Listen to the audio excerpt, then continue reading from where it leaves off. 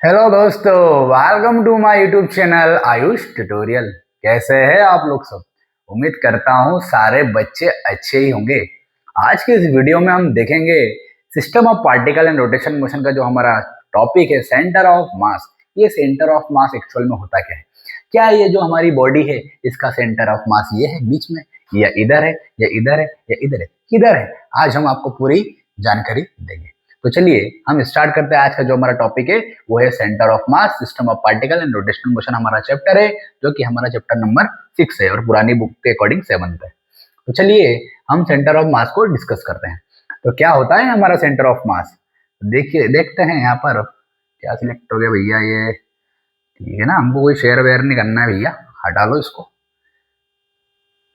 Long image ठीक है, H D ठीक है, एच टी ठीक है। देखिए यहाँ पर क्या है बच्चा पार्टी, यहाँ पर जो है सेंटर ऑफ मास के बारे में दिया हुआ है। सेंटर ऑफ मास मतलब the centre of mass of the system of particle is an imaginary और a real point where the entire mass of the system can be assumed to be the concentrated and all the external forces can be considered to act at this a single point for describing it overall translation motion। मतलब ये centre of मास होता क्या है?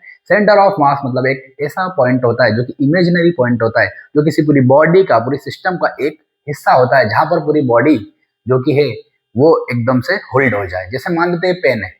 अब ये pen अगर मान लेते हैं अगर इस पॉइंट पर होल्ड हो रहा है, इस पॉइंट पर होल्ड हो रहा है, तो समझ जाना कि सेंटर ऑफ मास कहाँ पर है? बीच पर है। इस पॉइंट पर होल्ड हो रहा है तो सेंटर ऑफ मास यहाँ पर है।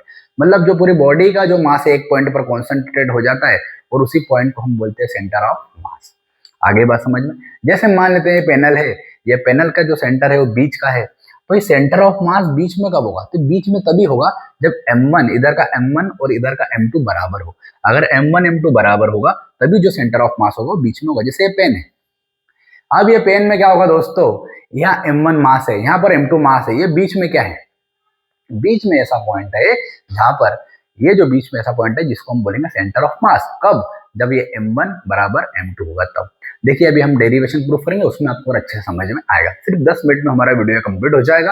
अगर आपको मेरा वीडियो अच्छा लगता है तो ही आप चैनल को सब्सक्राइब करें, शेयर करें, ज्यादा से ज्यादा बच्चों को बताएं कि यहाँ पर system of particle and rotational motion chapter start हो गया है।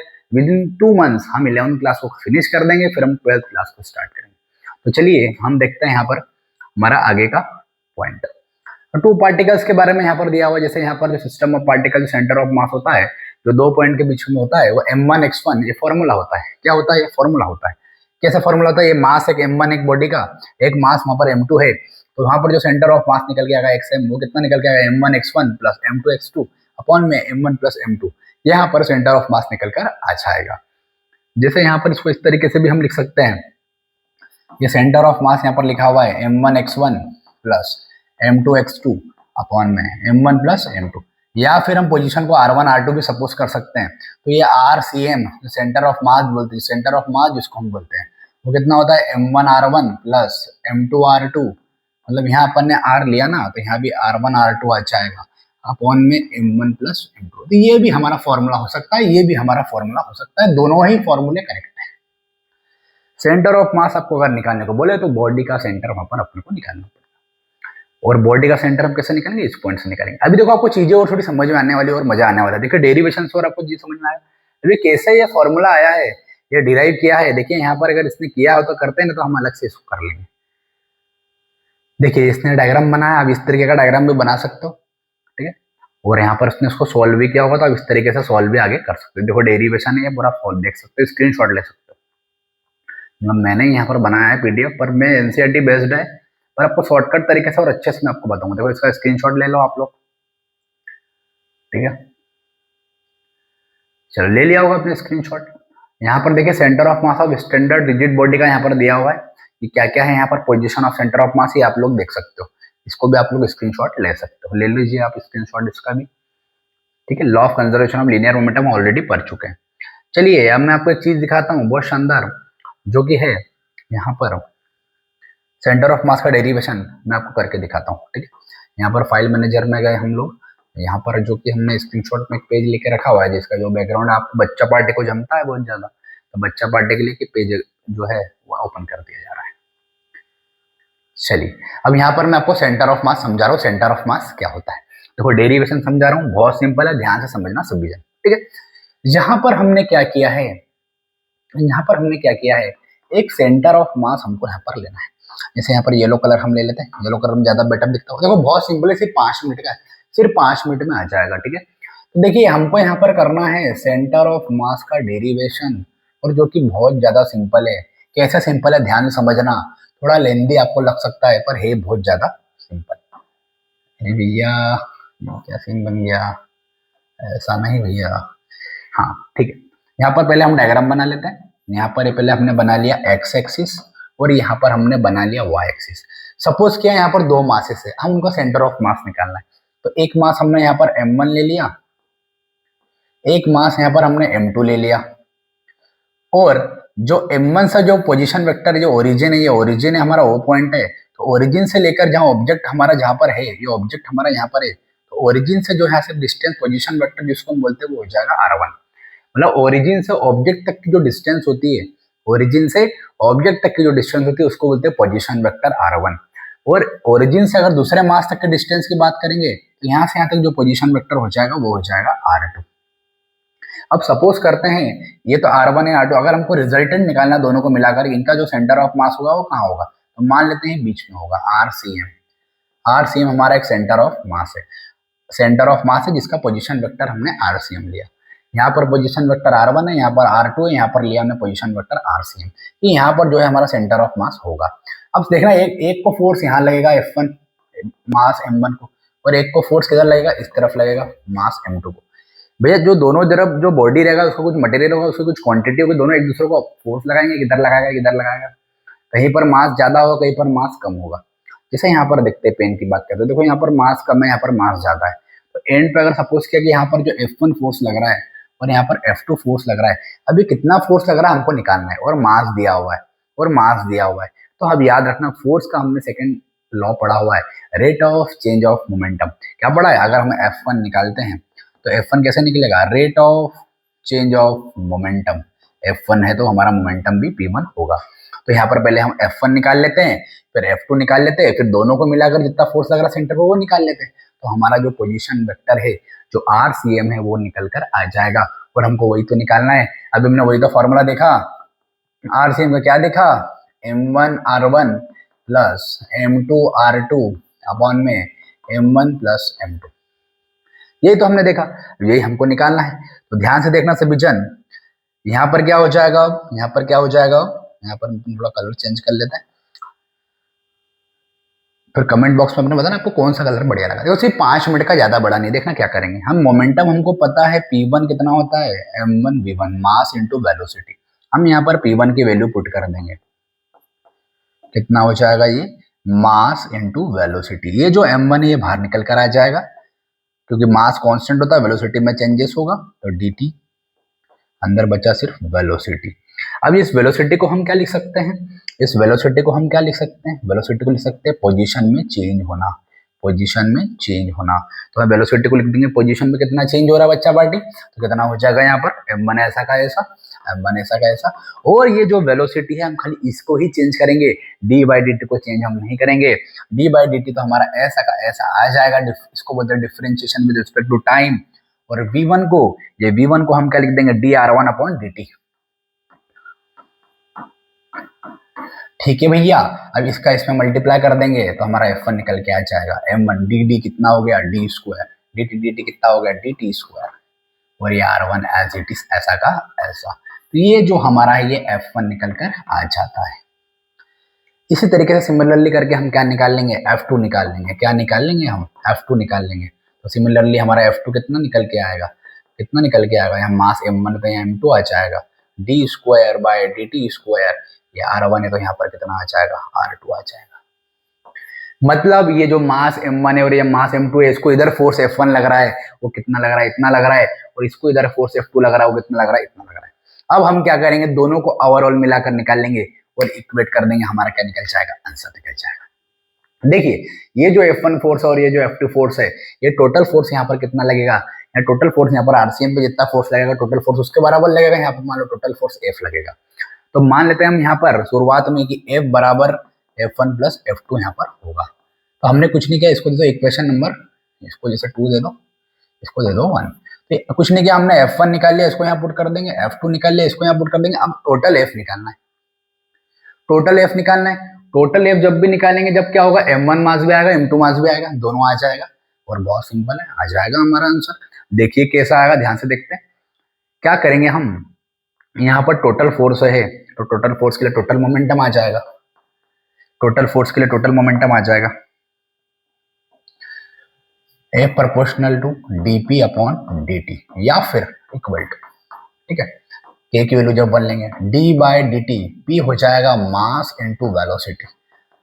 d बाय dt, मास कितने हैं पर दोनों, m1 है और m2 है, m1 है और m2, तो m1 प्लस m2, और वेलोसिटी यहाँ पर कितनी होगी, bcm, क्योंकि वेलोसिटी उसी की रहेगी ना, वेलोसिटी किसकी रहेगी, सेंटर की रहेगी।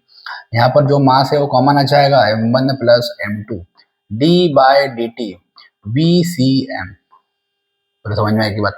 अब वापस ये वेलोसिटी क्या हो जाएगा, पोजीशन वेक्टर हो जाएगा। तो वेलोसिटी यहाँ से लेके यहाँ तक पोजीशन वेक्टर कितना है, यहाँ पर rcm है, कितना है यहाँ पर rcm। तो यहाँ पर क्या हो जाएगा, f मतलब खत्म हो गया, बस 1 मिनट का बचा है, ध्यान से देखना, सिर्फ 1 मिनट में खत्म हो जाएगा। ध्यान देना सभी बच्चे, जो ऑनलाइन है वो भी, जो ऑफलाइन है वो भी। तो जिसको जो भी डाउट हो कोई आखिरी के 5 मिनट में पूछ लेना। यहाँ पर d बाई dt वेलोसिटी, वापस ये d by dt as it is, d by dt as it is, ये पोजीशन कितना हो जाएगा, d बाई dt rcm।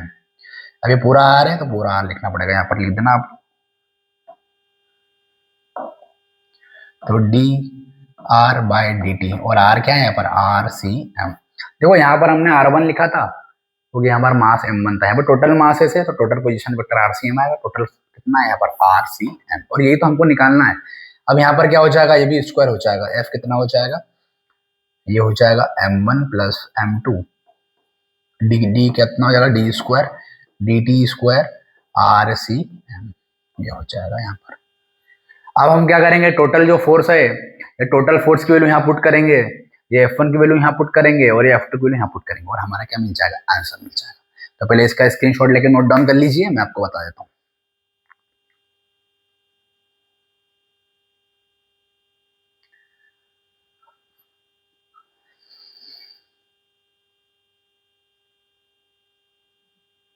चलिए अब याद रखना, F1 F1 प्लस F2 इसकी वैल्यू हमको पुट करना है, याद रखना। F1 कितना है, M1 R1, ठीक है, देख लेते हैं।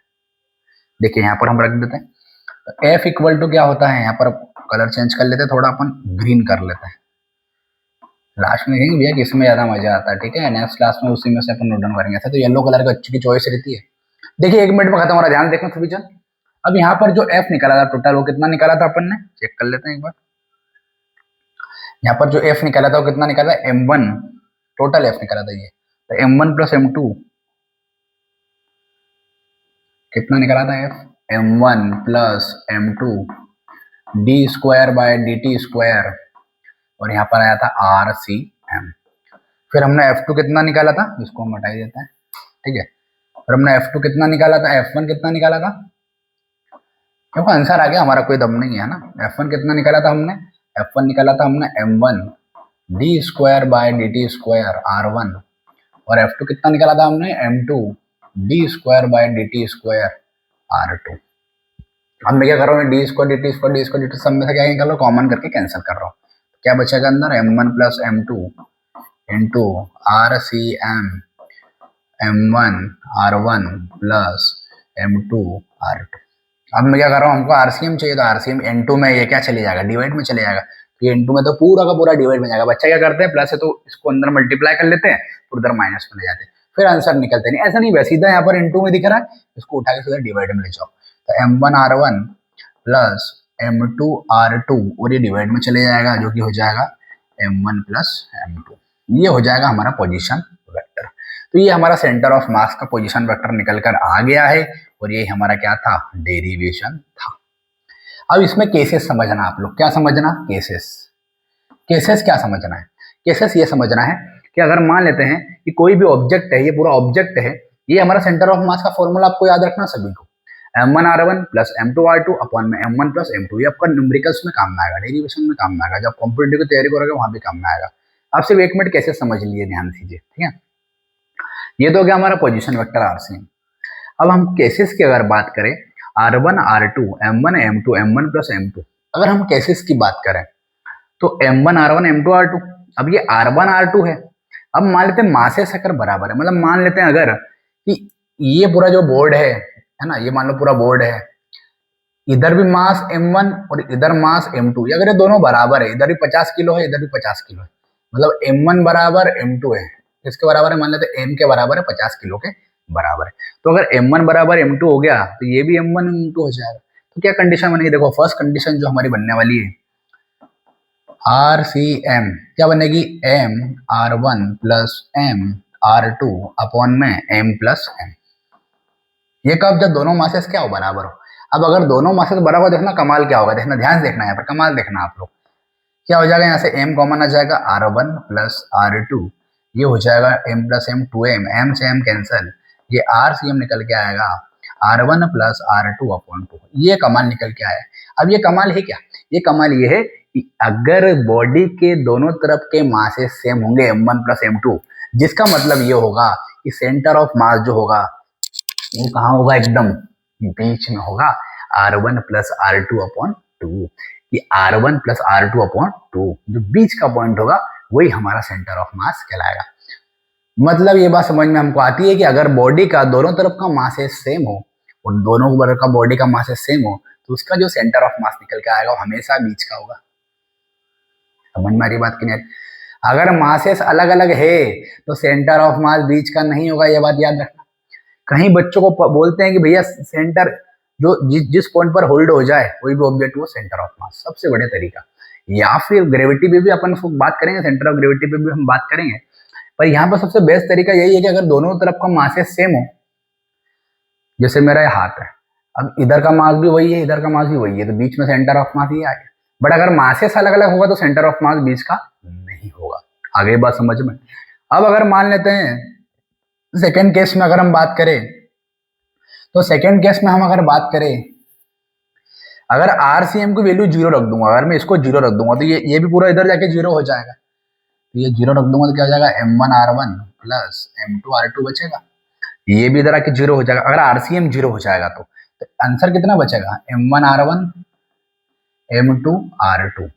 यहाँ पर ये रेशो बन जाएगा M1 अपॉन M2 और R2 upon R1। Minus sign यहाँ पर डायरेक्शन को शो कर रहा है तो हम उसको एज्यूम कर रहे हैं, खाली मान रहे हैं, मैग्नीट्यूड लिख के चल रहे हैं। तो इसका मतलब क्या होता है कि अगर जब कभी भी आपका पोजीशन वेक्टर जो कि RCM होता है सेंटर ऑफ मास का, अगर वही 0 हो जाए, वो ओरिजिन पे आ जाए, मतलब वो काय पे आ जाए, ओरिजिन पे, मतलब आपका जो ये RCM है ना, ये RCM उठ के पॉइंट कहाँ उठ के आ जाए, ये ओरिजिन पे आ जाए, मतलब ये 0 हो जाए, RCM कितना हो जाए, 0 हो जाए। तो अगर RCM 0 हो जाएगा, ये RCM अगर 0 हो जाएगा ये भी इधर जाके 0 हो जाएगा, ये बचेगा हमारे पास ये। तो ये केस कब का है, जब RCM क्या हो जाए, 0 हो जाए, सेकेंड केस। फिर जब मासेस अलग अलग हो गए तो सेंटर ऑफ मास भी हमारा सेम नहीं निकलेगा, वो अलग अलग निकल कर आएगा। तो ये होता है हमारा सेंटर ऑफ मास का फॉर्मूला। और RCM अगर पोजीशन हमको निकालना है, कहाँ पर सेंटर ऑफ मास है, किसी भी ऑब्जेक्ट का कहाँ पर सेंटर ऑफ मास है, तो with the help of this formula हम निकाल सकते हैं और हम निकालेंगे भी। जैसे ट्रेंगुलर लेमिना का एग्जाम्पल आता है कि ट्रेंगुलर लेमिना में क्या होता है, सेंटर ऑफ मास कहाँ होता है, कहाँ होता है, ये स्ट्रिप्स जो होती है और इंटरसेक्शन पॉइंट मिल जाता है बीच में, वहाँ पर सेंटर ऑफ मास होता है। अभी मैं IMP शॉर्ट्स बनाने वाला हूँ, उसमें ये क्वेश्चन आने वाला है। तो हम मिलेंगे हमारे अगले वीडियो में। सेंटर ऑफ मास हमारा जो टॉपिक था वो खत्म हो चुका है। समझ में आया सेंटर ऑफ मास कैसे निकालना। अगर कोई भी ऑब्जेक्ट है उसका अगर आपको सेंटर ऑफ मास निकालना है, आपको पोजीशंस निकालनी पड़ेगी। M1 M2 अगर बराबर है तो ही ऑब्जेक्ट के बीच का सेंटर ऑफ मास होगा, ऑब्जेक्ट का सेंटर क्या होगा, सेंटर ऑफ मास होगा। अगर M1 M2 बराबर है, M1 M2 बराबर है तो सेंटर ऑफ मास सेंटर पर नहीं होगा। और अगर RCM 0 रख देंगे तो हमारा ये रेशो बन जाएगा M1 upon M2 equal to R2 upon R1। तो अगर आपको मेरा वीडियो अच्छा लगा है तो ज़्यादा से ज़्यादा शेयर करें, मेरे चैनल को सब्सक्राइब करें और बच्चों को इन्फॉर्म करें। क्लास 11 की सीरीज वहाँ पर चल रही है, NCERT टेक्स्ट बुक के अकॉर्डिंग पूरा स्टडी कर रहे हैं, तो क्लास 12 भी 2 महीने बाद आने वाली है। तो चलिए अब मिलेंगे हमारे अगले वीडियो में, तब तक के लिए जो पढ़ा है उसको एक बार जरूर पढ़ें, 10 मिनट सिर्फ।